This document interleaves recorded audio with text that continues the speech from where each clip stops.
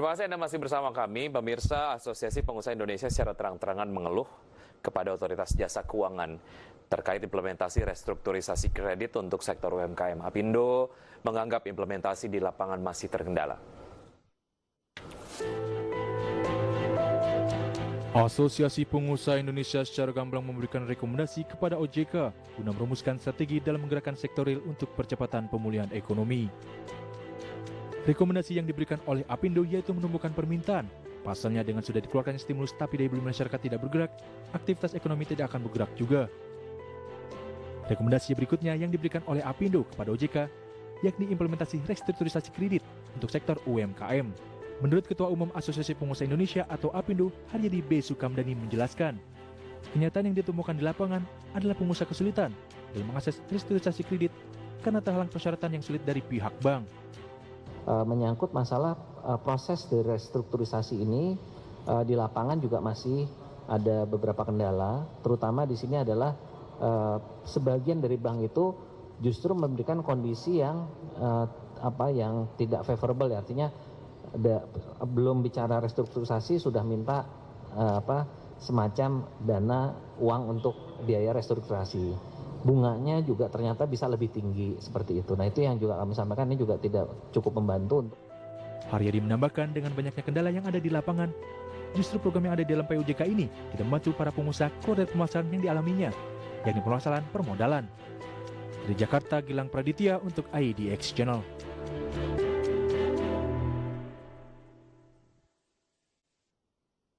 Ya, masih berbincang dengan Pak Tauhid Ahmad, Direktur Eksekutif Indef. Pak Tauhid, ini terkait dengan apa yang tadi sudah disampaikan oleh Apindo, ada sebuah keluhan yang kemudian secara gamblang disampaikan oleh Apindo mengenai saluran stimulus yang tentu saja melibatkan Otoritas Jasa Keuangan dan juga perbankan. Analisa Anda seperti apa, Pak Tauhid? Ya, saya kira kenapa ini terlambat kalau hasil ngobrol dengan teman-teman di laksana program ini adalah memang ada tiga hal. Yang pertama adalah penerbitan keputusan Menteri Keuangan PMK ini untuk regulasi yang didasarkan Perpres tadi agak sedikit lambat, terutama untuk menunjuk siapa kuasa pengguna anggaran. Karena di tengah situasi ini memang banyak kekhawatiran, ketakutan untuk melakukan proses pengadaan barang dan jasa, kemudian macam-macam, sehingga di tim katakanlah nanti pelaksana penanggung jawab ini mengalami keterlambatan. Jadi itu yang menjadi masalah. Yang kedua adalah berkaitan dengan sisi informasi dari kredit program ini. Ini kan banyak sekali. Sementara tiba-tiba harus menggelontorkan katakanlah buat katakanlah pelaku UMKM yang sudah siap diregistrasi itu ada sekitar 12 juta, itu akan mengalami proses bisnis yang tidak mudah, itu cukup berat karena harus duit itu cepat didisburse dan diatur ulang dan sebagainya, itu menjadi masalah. Yang ketiga yang saya lihat adalah integrasi data dari OJK dengan pihak lain itu menjadi sangat belum jadi belum terintegrasi dengan baik. Jadi tiga hal itu yang sifatnya teknis di tengah situasi pandemi ini tidak mudah begitu. Ada satu hal yang menurut saya juga pengaruh. Ini kan situasinya UMKM ini kan lagi memiliki masalah dari sisi pembayaran kredit dan sebagainya. Nah, ketika demand turun atau pasar itu turun, otomatis permintaan untuk UMKM juga mengalami hambatan. Nah, sebagian UMKM ini tidak berani untuk melakukan pinjaman modal, termasuk upaya memanfaatkan dana yang kemarin disampaikan untuk menambah likuiditas di Himbara sekitar 30 triliun. Nah, demand-nya ini juga belum tercipta gitu. Jadi ada problem di situ yang akhirnya mengalami nanti akan kesulitan bahwa dana ini bisa terserap dengan baik begitu. Baik, secara prediksi ataupun proyeksi beberapa ekonom juga melihat akan adanya kenaikan non-performing loan pasca kemudian restrukturisasi kredit ini banyak dilakukan. Kita coba memahami bagaimana point of view teman-teman lembaga keuangan lah ya, bagaimana mereka secara hati-hati membaca profil yang nantinya kemudian akan melakukan peminjaman dana kepada perbankan. Nah, bagaimana itu sebetulnya dapat diakomodir oleh sebuah aturan ataupun kebijakan agar compliance-nya dapat speed dari penyaluran restrukturisasinya juga dapat, Pak Tauhid? Ya, kalau kita lihat ya data terakhir yang saya miliki bulan Mei, NPL dari sektor dari UMKM itu sekitar 3,9. Nah, memang masih ada, ini akan trennya naik gitu kan, batas psikologisnya itu kan 5%, itu udah sangat mengganggu.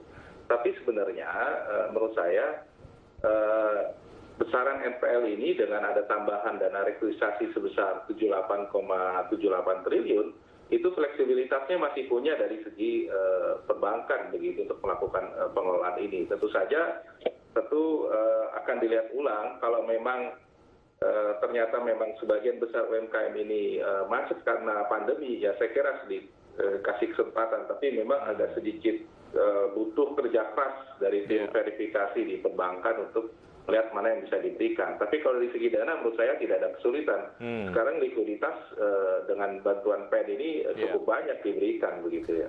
Tapi ya secara rapot tahunan itu kemudian akan terakumulasi menjadi NPL yang kemudian akan terlihat gitu ya di salah satu perbankan misalnya gitu contohnya. Baik, oke, kita harus jeda sejenak Pak Ahmad. Kita akan lanjutkan usai jeda berikut ini dan bisa tetap di Market Review.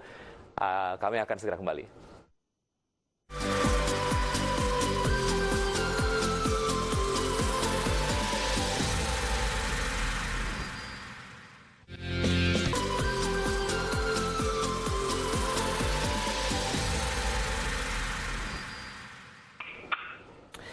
Kembali di Market Review, sebelum kami lanjutkan perbincangan bersama Pak Tauhid Ahmad, Direktur Eksekutif Indef, ada beberapa data yang sudah kami siapkan. Di antaranya adalah mengenai sebuah survei yang sudah dilakukan oleh teman-teman dari Kata Data Insight Center mengenai ketahanan UMKM sejak awal pandemi. Mereka yang bisa bertahan di bawah 3 bulan, 6,3%. Mereka yang dapat bertahan 3 sampai dengan 6 bulan, 18,5%. UMKM yang bisa bertahan selama 6 hingga 12 bulan sejak awal pandemi 12,6% dan lebih dari 12 bulan. Ya, ini agak keliru datanya sedikit, lebih dari 12 bulan ya, sebanyak 62,6%. Dan berikutnya adalah mengenai cara UMKM bangkit dari krisis, di antaranya adalah beralih ke online. Sebanyak 34,6% mengganti atau membuat produk baru 15,4%, mendapat modal tambahan 15,4%, efisiensi SDM 11,6%, efisiensi biaya produksi 3,8%, dan strategi lainnya untuk teman-teman UMKM bisa bangkit dari krisis sebanyak 19,2%. Pak Tauhid, mengenai apa yang sebetulnya membuat teman-teman UMKM bertahan, sebetulnya yang disampaikan oleh Presiden Jokowi kemarin, sebisa mungkin ini stimulusnya cepat-cepat disalurkan, jangan sampai mati dulu terus baru disalurkan, karena nggak akan ada gunanya gitu. Nah, apa yang bisa dilakukan supaya semua kementerian dan juga lembaga ataupun stakeholders dari penyaluran stimulus ini betul-betul dapat bekerja secara maksimal dan teman-teman UMKM betul-betul dapat merasakan stimulus yang nantinya akan disalurkan? Ya, saya kira pertama adalah situasi sekarang umumnya UMKM kita kan pasarnya adalah domestik ya. Jadi 85% UMKM kita pasar domestik, mungkin di sekitar lokasi. Jadi ketika PSBB ini dilonggarkan, ini sudah mulai gerak perlahan. Jadi banyak yang memang mulai bergerak kembali. Yang kedua adalah soal bahwa sebagian dari mereka besar itu tidak memiliki ketergantungan dari sumber pembiayaan dari perbankan. Jadi lebih fleksibilitas dari sumber pendanaan lebih mandiri begitu, sehingga punya daya gerak yang cukup baik. Tetapi bagi yang sangat tergantung dengan perbankan, dalam situasi ini memang cukup berat dan itu sangat diperlukan dana restrukturisasi, keringanan kredit maupun potongan bunga, terutama untuk KUR gitu. Jadi ini akan meningkatkan daya tahan koperasi usaha kecil dan menengah lebih lama lagi begitu. Nah, asal memang syaratnya dua, adalah demand ini, pasar ini harus terbentuk. Jadi sebagian besar UKM kan mengeluh 2-3 bulan terakhir ini karena pasarnya berkurang. Yang kedua adalah bahan baku. Bahan baku ini memang harus tidak boleh dihambat. Jadi ini yang menurut saya penting agar UMKM ini bisa bergerak. Yang ketiga tentu saja ada memang bantuan stimulus itu lebih cepat dirasakan oleh mereka. Nah, ketiga prasyarat ini bisa kita lakukan, otomatis daya tahan UMKM akan semakin lama. Dan ini yang menurut saya penting begitu. Baik, ya Pak Tauhid, mengenai persentase dari UMKM yang bisa bertahan lebih dari 12 bulan ini cukup besar dibandingkan dengan mereka yang tidak bisa bertahan kurang dari 12 bulan. Sebetulnya apakah ini yang akhirnya membuat pemerintah berpikir bahwa ya penyalurannya ya oke, akan terus dipercepat, tapi kemudian tidak ada sense of urgency lah ya untuk bisa betul-betul cepat menyalurkan, karena daya tahan UMKM sudah teruji gitu ya. Bisa nggak ini jadi justifikasi? Ya, menurut saya tidak juga ya, karena dengan situasi begini kan katakanlah tadi ada yang bertahan 60% ya, sementara 40% tidak bertahan. Nah, kalau kue ekonominya UMKM itu adalah 60% dari GDP, sementara hampir 40% tidak memiliki daya tahan, maka dampak ekonominya sangat besar sekali. Yeah. Jadi mau nggak mau, meskipun ada yang bertahan atau ini tidak, dampak multiplier ke ekonomi secara umum itu akan berdampak, dan pemerintah mau nggak mau harus turun tangan gitu. Nah, itu yang pertama. Yang kedua menurut saya, ketika situasi krisis begini sangat dimungkinkan pemerintah untuk tidak bergantung dari pola-pola penyaluran kredit dan sebagainya. Sederhananya adalah bahwa ketika pemerintah punya bantuan sosial atau program lain, ya UMKM itu dilibatkan sehingga perputaran daripada ekonomi bisa bergerak. Misalnya penyaluran bansos, pengadaan bansos, itu kalau bisa ya UMKM di daerah dengan proporsi kuota masing-masing UMKM, dan itu mereka yang lakukan pengadaannya dan sebagainya. Sehingga mereka bisa bergerak. Nah, itu yang menurut saya penting ketika situasi krisis ini, dan perputaran itu sangat penting bagi mereka sehingga mereka hidup. Kalau UMKM bergerak, demand ada, dan otomatis putaran ekonomi akan jauh lebih cepat begitu. Baik, Pak Tauhid, masih ada satu segmen. Kita akan lanjutkan usai jeda berikut ini. Tetap di Market Review, kami akan segera kembali.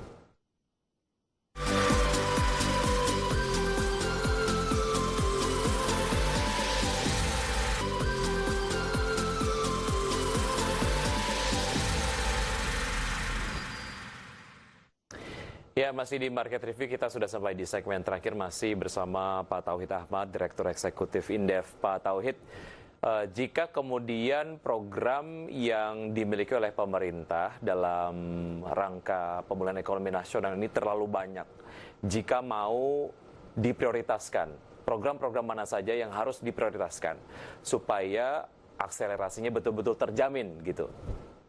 Ya, menurut saya yang paling cepat tentu saya sudah ada pipeline data, informasi adalah subsidi bunga. Itu penting, jadi itu cepat begitu harus diberikan, baik yang kur maupun non-kur, karena mereka sudah ada punya data, punya informasi yang lebih memadai. Tentu saja ini jauh lebih kuat. Yang kedua adalah PPH final itu yang katakanlah UMKM yang masih punya dapat PPH itu diberikan cepat tanpa harus verifikasi yang mendalam, karena itu kan otomatis harusnya bisa cepat pemerintah, karena datanya tinggal pajak, ngeliat karakteristik UMKM-nya udah langsung. Saya kira itu seharusnya yang paling cepat ketimbang katakanlah penempatan dana untuk restrukturisasi, penjaminan modal atau pembiayaan koperasi itu akan butuh assessment yang lebih banyak begitu. Jadi kalau melihat ketersediaan data dan informasi, saya kira dua itu yang paling mudah untuk direalisasikan. Baik, dari mekanisme pengawasannya apa yang bisa diperbaiki Pak Tauhid supaya ya bisa terjamin ke distribusinya lah ya kepada teman-teman UMKM?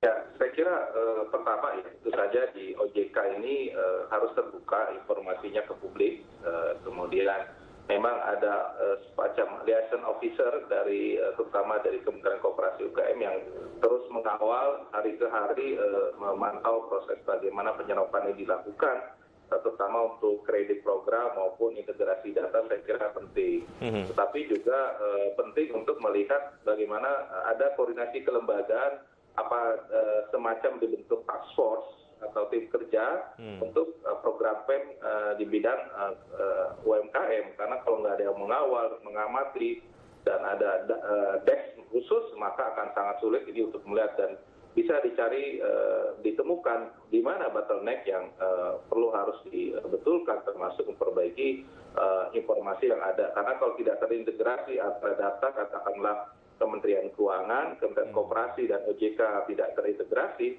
maka akan sulit dan saling menunggu. Ini yang menurut saya akan jadi problem. Ya. Gugus tugas ekonomi tadi kita sempat bahas sedikit. Bagaimana ataupun pihak-pihak mana saja yang sebetulnya sebaiknya terlibat dalam task force ini, Pak Tauhid, supaya koordinasi ataupun integrasi lah ya, itu bisa dilakukan.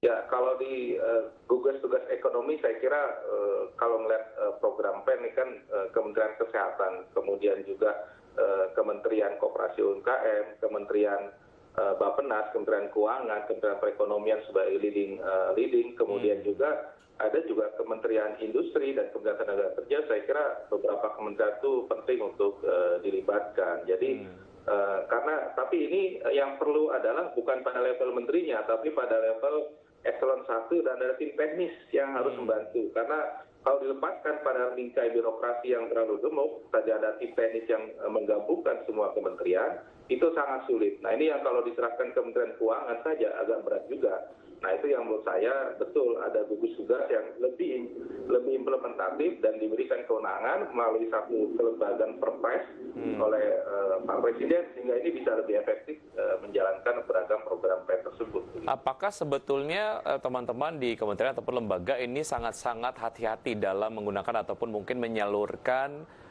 program-program ini? Karena menurut BPK sendiri, program stimulus ekonomi pada saat pandemi COVID-19 rawan terhadap praktek-praktek yang tidak baik. Ya, saya kira betul. Pertama, dari segi nominal rupiah yang diterima program dan dalam waktu habis dalam waktu relatif cepat, tentu potensi itu akan terjadi karena itu yang pertama.